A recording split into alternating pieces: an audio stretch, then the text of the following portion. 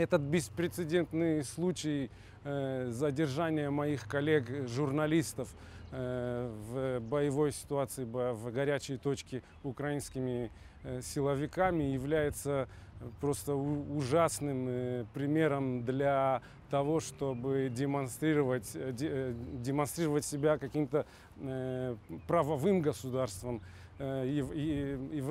государством, которое пытается интегрировать в Европу. Стыд вам и позор.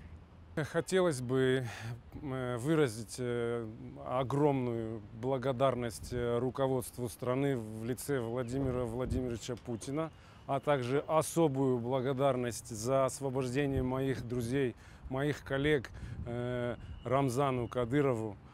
Большое вам спасибо за то, что вы сделали и приложили все усилия для того, чтобы ребят освободили.